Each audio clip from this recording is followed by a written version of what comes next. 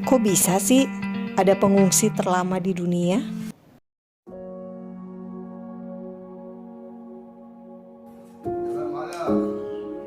والأطفالنا أمراض لكن يعني ما فيش بديل.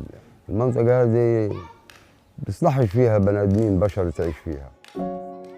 Gaza identik dengan pengungsi. Bahkan kamp pengungsi di jalur Gaza bisa dikatakan sebagai kamp pengungsi terlama di dunia. Karena pengungsi ada sejak Israel menjadi negara tahun 1948. Akibat konflik etnis, agama, atau politik seperti di Suriah memaksa 80 juta orang menjadi pengungsi. Badan Pengungsi PBB UNHCR mengurus seluruh pengungsi di seluruh dunia. Sedangkan pengungsi Palestina ditangani oleh Badan Khusus Pengungsi Palestina UNRWA.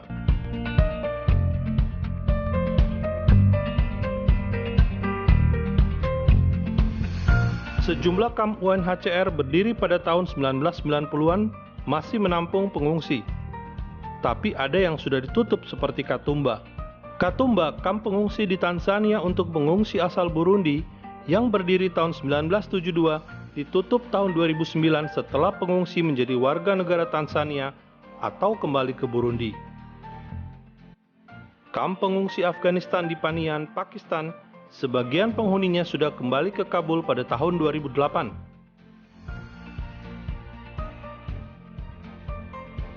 Harti Sheikh di Ethiopia yang berdiri tahun 1988 guna menampung pengungsi Somalia ditutup tahun 2004. Gerak cepat diperlihatkan Turki dengan membereskan persoalan pengungsi. Turki yang menampung pengungsi Suriah sejak 2014 pada 19 kamp pengungsi sudah menutup 6 kamp pengungsi tahun 2018 silam. Pengungsi asal Suriah sudah dikembalikan ke Suriah. Sedangkan kamp pengungsi Suriah di Yordania masih tersisa, meski banyak pengungsi sudah ke negara-negara Eropa. Kamp pengungsi terbaru ada di Bangladesh yang menampung pengungsi Rohingya dari Myanmar, yang menambah daftar kamp pengungsi yang masih ada di dunia saat ini. Mengapa hingga saat ini masih ada pengungsi Palestina di Gaza, wilayah Palestina sendiri? Ikuti ulasan Fakta Israel.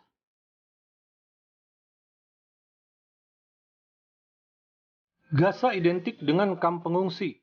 Biro Pusat Statistik Gaza mencatat ada 5 juta warga Palestina, sekitar 1,9 juta orang berada di Gaza, sisanya di tepi barat. Badan PBB untuk Pengungsi Palestina UNRWA menyebut ada 1,3 juta orang pengungsi di jalur Gaza. Fakta Israel menghitung, jika keseluruhan penduduk Gaza 1,9 juta orang, sebanyak 1,3 juta orang pengungsi, artinya cuma 600.000 orang yang bukan pengungsi.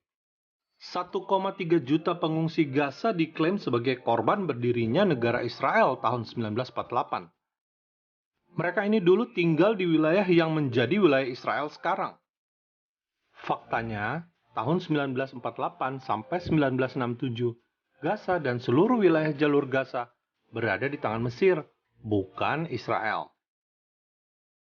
Mengapa selama 19 tahun berkuasa di Gaza, Mesir tidak mengurus pengungsi Palestina?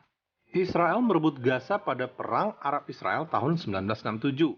Badan Pengungsi PBB untuk Palestina mengklaim jumlah pengungsi Gaza makin bertambah, yang menempati 8 lokasi kamp pengungsi Palestina di jalur Gaza saja.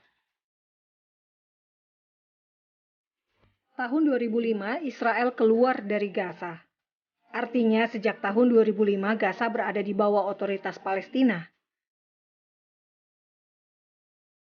Urusan Gaza adalah tanggung jawab pemerintah Palestina. Hajat hidup orang banyak seperti air bersih, listrik, rumah, dan lain-lain haruslah menjadi tanggung jawab pemerintah Palestina, bukan Israel. Namun mengapa hingga saat ini, tahun 2020, atau 15 tahun setelah Israel keluar dari Gaza, masih ada pengungsi di Gaza?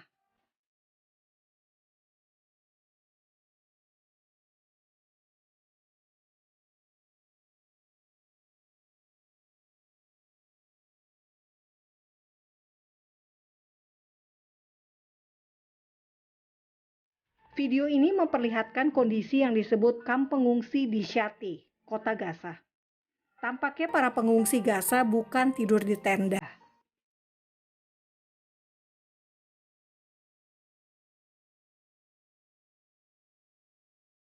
Dan ini video kamp pengungsi yang terletak di dekat perbatasan Mesir Gaza, Khan Yunis.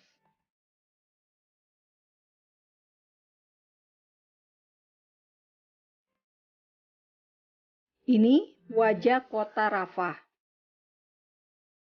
Terlihat seperti kota yang cukup besar. Di sini ada pula kamp pengungsi yang menampung 125.000 pengungsi. Saudara, jika 1,3 juta orang Palestina mengungsi di negaranya sendiri dan hidup di 8 kamp pengungsian di jalur Gaza, tentu ada sesuatu yang salah. Otoritas Palestina yang dikuasai Fatah tampaknya sulit membangun Gaza yang dikuasai Hamas.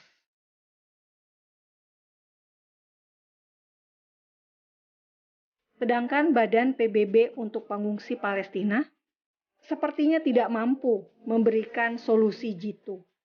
Alih-alih memberdayakan para pengungsi dan memberikan penghidupan yang baru, Badan PBB untuk Pengungsi Palestina justru melestarikan pengungsi turun-temurun, generasi demi generasi.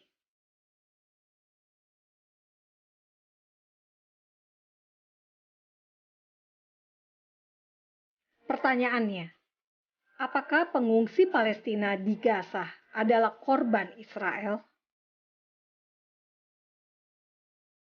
Pengungsi Palestina bukan korban Israel sebab Israel sudah tidak menguasai Gaza lagi.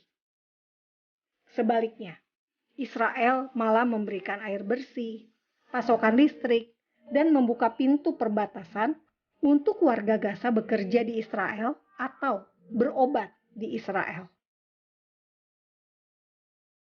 The Erez crossing, the northern entrance from the Gaza Strip into Israel.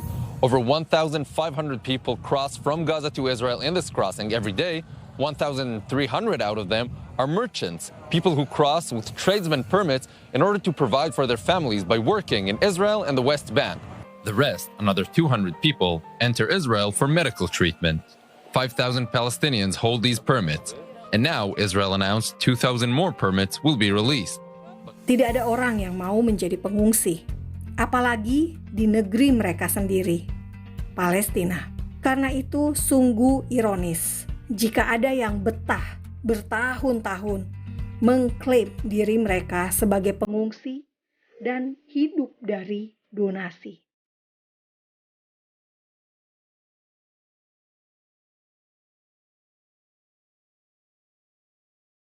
Nasib seseorang hanya bisa diubah oleh orang itu sendiri. Seperti Fatima, warga Gaza yang berjualan es krim untuk biaya kuliah.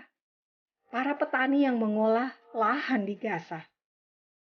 Mereka bekerja untuk kehidupan yang lebih baik. Saya percaya orang Palestina di Gaza bukan orang yang malas. Mereka ingin mengubah kehidupan mereka menjadi lebih baik. Pengungsi idealnya adalah status sementara, bukan abadi. Pengungsi adalah problem yang harus diselesaikan, bukan dipolitisasi.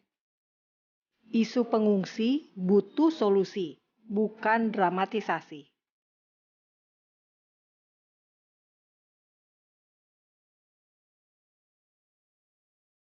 Salam damai dari Fakta Israel.